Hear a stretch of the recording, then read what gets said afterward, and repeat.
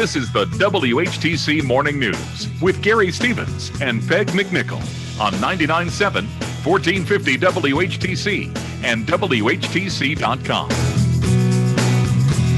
Welcome back to the WHTC Morning News for this Friday, June 25th.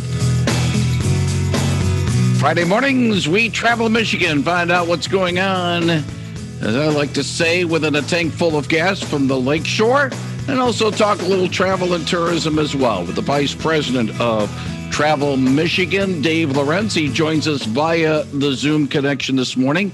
Dave, good morning and welcome back to WHTC.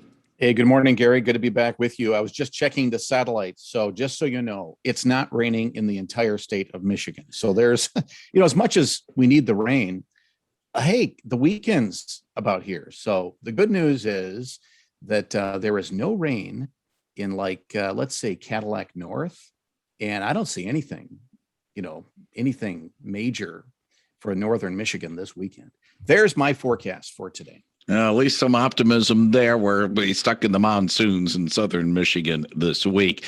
Peg's story, and by the way, Dave is showing on the Zoom is looking at his radar through satellite, through his smartphone.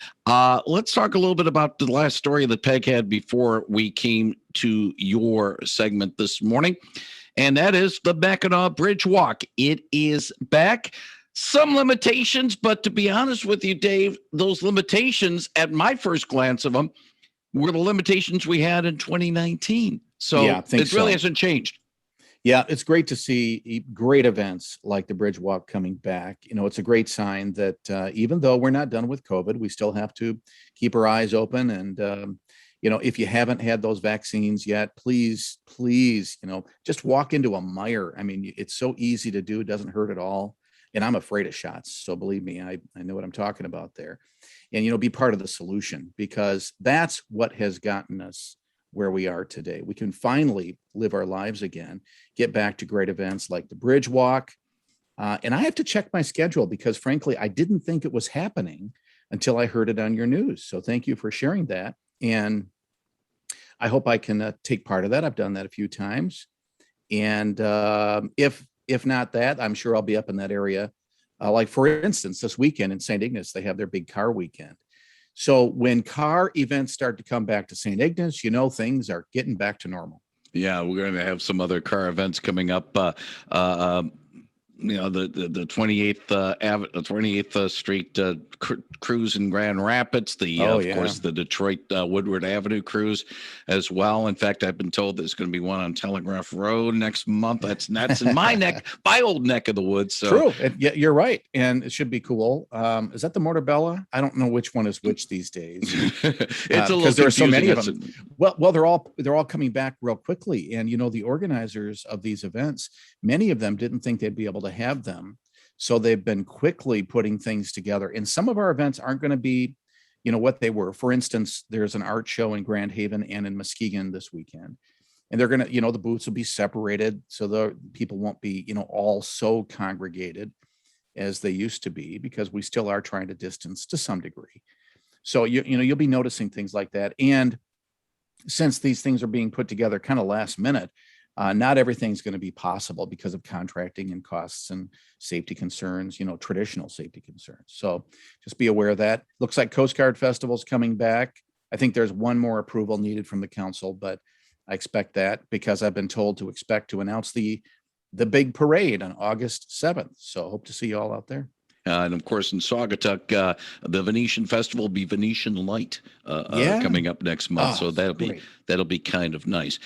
Dave also comments on some of the things we talk about in the travel and tourism industry, and a subject we have broached with Zeeland Congressman Bill Heising on our program earlier. His wife is from the Toronto area, and the Canadian border situation has gotten a little bit dicey in the sense that U.S. is saying, hey, come on, let's reopen it. Canada says, not so fast.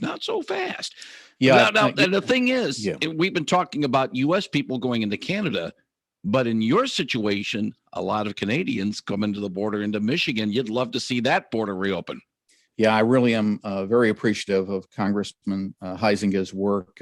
We reached out to our entire congressional delegation earlier about this whole issue. We need to start to get those international borders open again. Now, here's the thing about Canada. As desperately as I want to see that Canadian border open, we've had a lot of complaints here in America about everything this last year that had anything to do with politics.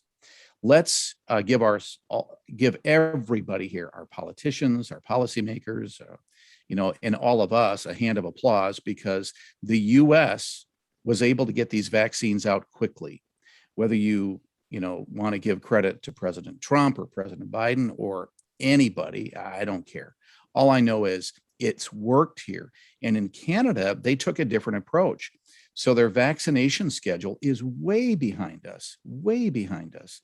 So my friends in Ontario, who I've been speaking with a lot, in Windsor and other government folks out there because of our work with the Cruising Association and the international marketing process, they're all telling me that if we are lucky, they'll be able to welcome us back to Canada and welcome Canadians back here sometime maybe in late July. I'm not confident that will even happen. I think it'll probably not be until late summer, early fall. So I understand it. We do need to make sure, though, that whatever we do, it's done safely. And here's the travel guy trying to say, hey, let's just, make sure we're doing it all right.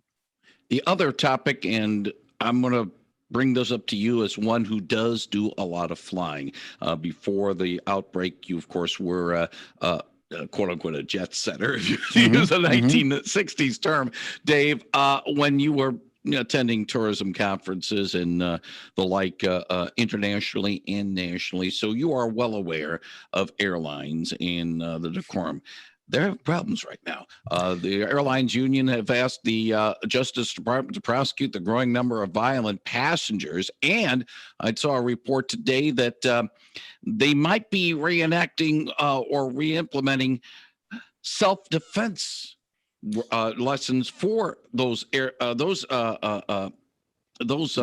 want to say stewardesses, but attendants is what I was trying to find.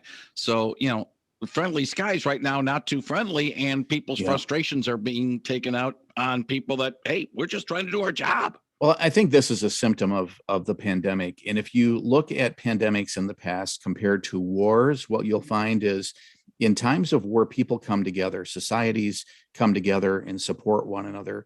Unfortunately, in times of pandemic, we are not at our best. That's just traditionally what always happens. And you look about this last year, there were a lot of really good things that happened, really good people thinking of other people. And we call it the Pure Michigan Pledge. But meanwhile, there are other people who I think unintentionally are thinking selfishly and with self-defense in mind. In other words, I want mine without any thoughts of other people. And you really see that in stressful situations like getting on a plane, the small little tube at a time of a pandemic with, fears of whether that's a safe thing to do. So here's the thing. I fully believe that flying is safe. The airlines have it all down. They put HEPA filters in. I mean, I'm flying and I have no fear and encourage you to consider flying yourself. Let's just hope up to the UP and stay in the state. But, so you put that on top of all these, frustrations about all these cancellations and shutdowns and masks. And so you understand people being short of temper.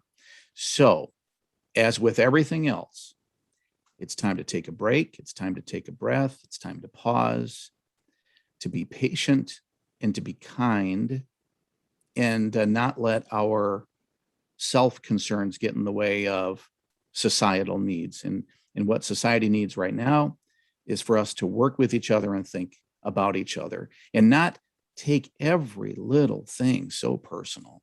And you'll see that in airplanes. I have seen that to some degree. And what I try to do is just, if I'm near it, I try to soften it with a kind of a little friendly reminder. Hey, it's, and try not to be, deprecating at the same time. Or but, confrontational. Hey, it's okay. Right. Yeah. Hey, you know what? Try to throw a little humor in it. Try to help out. If somebody's having a problem, help them out, put the luggage up in the rack or whatever they might need to feel a little more comfortable, a little happier. Of course, the big challenge has been mostly with kids needing to wear masks. I don't even know where we are with mask wearing on planes right now. So just follow the rules. And the thing is, if you don't want to follow the rules, learn them in advance. It's like anything else. Don't fly right now. Just put it off. And that's the best way to deal with these things. If you're not happy with something, put it off for a while. You can do it next year. You're welcome back. Let's hope that all this will be a memory come June 25th, 2022. When next we chat next Friday, Dave Lorenz, we'll talk a little bit about the Independence Day weekend.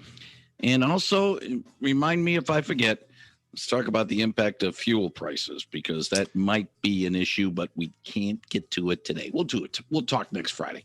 Sounds good. Thank you very much, Dave Lorenz on 99.7 and 1450 WHTC.